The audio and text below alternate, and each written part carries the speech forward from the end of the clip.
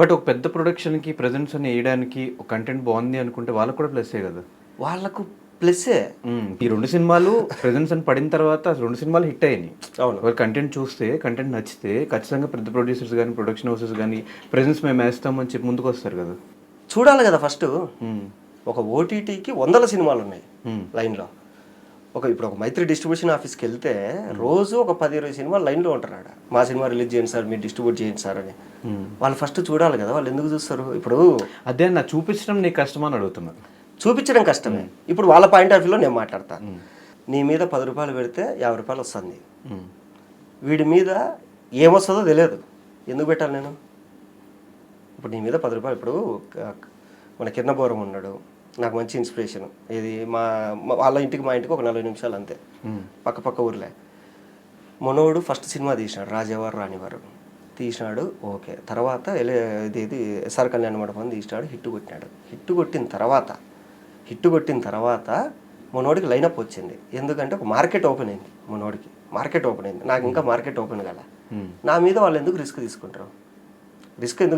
First point అది. ఈ సినిమాకి లాక్డౌన్ కంటే ముందే స్టార్ట్ అయింది కదా. లాక్డౌన్ ముందే స్టార్ట్ అయింది. మీ బిగ్ బాస్ నుంచి బయటకు వచ్చిన తర్వాత సినిమా చేయాలి అని చెప్పి మీ అందరూ కలిసి ప్లాన్ చేసి. లాక్డౌన్ ముందంటే ఏ సీజన్ బ్రో అది? ఏ year bro? Season 3 first wave తర్వాత డెసిషన్ తీసుకున్నా. సెకండ్ వేవ్ తర్వాత సినిమా స్టార్ట్ చేసిన. అది 1920 ఆ టైంలో బయటికి రాగానే ఉన్న డబ్బులన్నీ ఖర్చు పెట్టేసి 20లో సినిమా స్టార్ట్ అయింది. తర్వాత బిగ్ బాస్కి వెళ్ళడం కూడా దీని గురించే. దీని పోస్ట్ ప్రొడక్షన్ డబ్బులు లేకనే మళ్ళీ బిగ్ బాస్ పోయినా. మళ్ళీ బిగ్ బాస్కి వెళ్ళి మళ్ళీ కష్టపడి డబ్బులు తెచ్చుకొని మళ్ళీ పోస్ట్ ప్రొడక్షన్ చేసుకున్నా. ఏదైనా జనాలు అట్లా చూసేసిన తర్వాత మళ్ళీ అదే పర్సన్ని సినిమాల్లో చూడలేకపోతున్నారా? మీ బిగ్ బాస్ కంటెస్టెంట్స్ అందరినీ సినిమా వాళ్ళకి సేమ్ ప్రాబ్లం అవుతుంది. సినిమా వాళ్ళని సినిమా థియేటర్కి వెళ్ళి చూడట్లా. ఇప్పుడు బోర్ కొడితే ఏం చేస్తారు? క్రికెట్ ఫ్యాన్స్ అయితే ఏదైనా క్రికెట్ మ్యాచ్ వస్తా అంటే చూసుకుంటారు. మందు కొట్టే వాళ్ళు అయితే కూర్చొని మందు కొడతారు. ఎంటర్టైన్మెంట్ కావాలనుకునేవాడు సినిమాకి వెళ్తాడు. ఇప్పుడు ఎంటర్టైన్మెంట్ మొత్తం బయట దొరుకుతుంది. ఇప్పుడు ఒక సినిమా రిలీజ్ అయింది, ఒక పెద్ద సినిమానే రిలీజ్ అయింది. బాగుందా బాగాలేదా మిక్స్డ్ టాక్ వస్తుంది. ఒక వారం తర్వాత ఆడియన్స్ ఫిక్స్ అయ్యాడు, సరే చూద్దాం ఇదేదో బాగుందంటారు అందరూ అని. ఆ లోపల ఓటీటీ అనౌన్స్ చేసేస్తాడు, ఒక 10 రోజులు ఆగండి నేను చూపిస్తా అని. ఎందుకు పోతారు? అది ఆడియన్స్ని తప్పని కాదు, సినిమా ఇండస్ట్రీ తప్పని కాదు. ఒక స్ట్రగ్లింగ్ ఇది. నువ్వు ఒక బిజినెస్ చేస్తావు డార్లింగ్. ఒక ప్రోడక్ట్ నువ్వు తయారు చేసుకున్నావు. ఆ ప్రోడక్ట్ని జనాల్లోకి తీసుకెళ్లాలంటే నువ్వు జనాల్లోకి తీసుకెళ్ళి దానికి జనాదరణ పొందిన తర్వాత నీకు స్పాన్సర్స్ వస్తారు బయట నుంచి. సో మన దాంట్లో ఏంటంటే నువ్వు ఒక సినిమా తీసుకొని నువ్వు ప్రూవ్ చేసుకుంటే అప్పుడు నిన్ను ఎంకరేజ్ చేయడానికి ఇండస్ట్రీ వస్తుంది నీ దగ్గరికి. అంతేగాని ఇప్పుడు నేనే ఉన్నా, నాలాగే ఎన్ని సినిమాలు ఉంటాయి? అన్ని సినిమాలు వీళ్ళు పెద్ద వాళ్ళందరూ పాపం పనులన్నీ పెట్టుకోం అలాంటి సినిమాలన్నీ చూడరు కదా.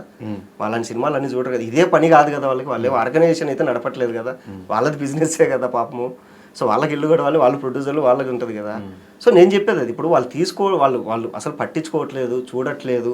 ఒక హీరో దగ్గరికి వెళ్ళి నా పోస్టర్ లాంచ్ చేయంటే పట్టించుకోవట్లేదు. ఒక హీరో దగ్గరికి వెళ్ళి నా సాంగ్ లాంచ్ చేయండి అన్న, మీ చేతుల మీద సాంగ్ లాంచ్ అయితే నాకు కొంచెం గుర్తింపు వస్తుంది అనే కానీ వాళ్ళు ఎందుకు నాలాగా 100 మంది అడుగుతాంటారు వాళ్ళని. ఇప్పుడు నన్ను ఎందుకు చేయాలి వాళ్ళు? వాళ్ళ పాయింట్ ఆఫ్ వ్యూలో. సో మనకేంటి చేస్తే బాగుంటుందని మనం అనుకుంటాం అంతే. ఇప్పుడు నీకు ఆకలి ఉంది, తినడానికి డబ్బులు లేవు, ఎవడో కూడా అన్నం పెడితే బాగుండని నువ్వు అనుకుంటావు. కానీ నువ్వు సంపాదించుకొని నువ్వు తినాల్సిందే. ఎవడో కూడా వచ్చి నీకు ఎందుకు పెడతాడు? అది